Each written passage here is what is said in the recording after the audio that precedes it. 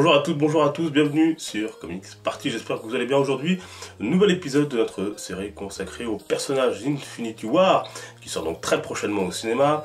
Après l'armée de Thanos, place à Captain America, qui a pas mal évolué et continue à évoluer dans l'univers du MCU. Bonne émission à toutes et à tous. S'il est bien un héros qui a eu plusieurs vies dans l'univers de Marvel, c'est bien Captain America. Jeune rachitique mais courageux, il est devenu héros de la Seconde Guerre mondiale grâce au sérum du super soldat. Il a été considéré comme mort de nombreuses années avant de refaire surface et de devenir le héros que l'on connaît. Leader des Avengers, dans Civil War, il est assassiné sur les marches du palais de justice de New York, avant de nous revenir après avoir revécu son passé. On peut aussi citer son passage à la tête du Shield, sans compter son épisode de super araignée durant Spider Island. Côté univers cinématographique, le personnage est encore loin d'avoir vécu tous ses remous, mais deux événements majeurs ont radicalement changé notre héros au cours de ses différentes apparitions au ciné. Le premier est le retour de son meilleur ami, bien sûr, Bucky Barnes. Ce dernier, soumis à un puissant conditionnement par Hydra, est devenu l'agent que l'on appelle le soldat de l'hiver. Malgré ses actes parfois criminels, Steve Rogers ne laissera jamais tomber son ami. Ce qui nous amène au deuxième point, la rupture Civil War. On y apprend en effet à la fin du film que Bucky, sous l'emprise de son conditionnement, exécutait les parents de Tony Stark. Et malgré ces révélations, le Captain continuera de défendre et protéger son ami contre la colère de Iron Man.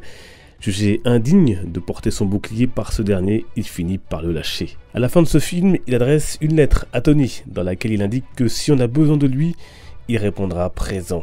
Et voilà qu'on le retrouve, notre héros, avec une barbe dans le trailer d'Infinity War qui sort dans quelques semaines.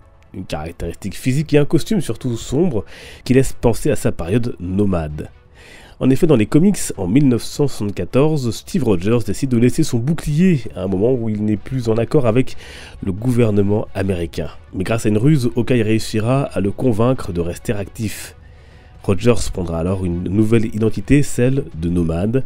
Un nom qui symbolise alors le nouvel état d'esprit du héros, un homme sans nation, sans attache. Laissant donc son bouclier, il arborera un nouveau costume sombre et jaune, avec cape et masque sans marque patriotique comme sur le précédent. Vous l'aurez compris, dans Infinity War, Captain sera sans doute plus nomade dans l'esprit que physiquement, car il faut bien le dire, ce costume des années 70 est bien kitsch.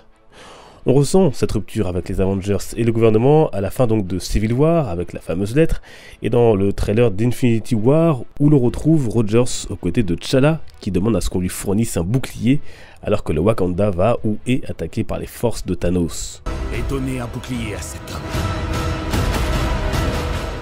On l'a d'ailleurs vu depuis dans un spot avec un bouclier d'inspiration wakandienne dans les mains. Rappelons que le Captain n'est pas non plus un homme isolé, puisqu'à la fin du film Civil War, il fait évader ses amis détenus en prison, comme le Faucon ou Ant-Man, et qu'au Wakanda, il peut compter sur la présence de son vieil ami Bucky. Une autre équipe, donc, peut-être rappelant ici les Secret Avengers, par exemple, qui opéraient durant Civil War dans les comics. Mais cette période de nomade dont on parlait sera en réalité très courte, puisque dans les comics, dès 1975, il reprend son ancienne identité, sans toutefois refaire aveuglément confiance au gouvernement américain. Durant cette petite parenthèse, 3 hommes tenteront de reprendre le rôle de Captain et ce ne seront pas Bucky Barnes ou le Faucon, mais Bob Rousseau, le biker Scar Turpin et Roscoe Simons, finalement tués par Crâne Rouge. On notera que plus tard, Rogers arborera une nouvelle fois un costume noir, mais tout en gardant son bouclier lorsqu'il deviendra le Captain. Reste à découvrir le sort réservé aux héros au cinéma dans les 2 prochains films. Finira-t-il par retrouver ses coéquipiers des Avengers, par former une nouvelle équipe, prendre un autre chemin ou avoir une destinée plus funeste? Autant de questions dont les réelles réponses sont encore bien gardées par les frères Rousseau, réalisateurs des 2 prochains films de l'équipe de super-héros Marvel. N'hésitez pas à me faire part de vos théories dans les commentaires et puis bien sûr à partager cette chronique si elle vous a plu et intéressé. On se retrouve nous bien sûr sur les réseaux sociaux pour discuter, Facebook, Twitter, Instagram, Snapchat, vous avez les liens en description. Merci à toutes et à tous, on se retrouve dimanche prochain, portez-vous bien, les comics sont une fête, ciao.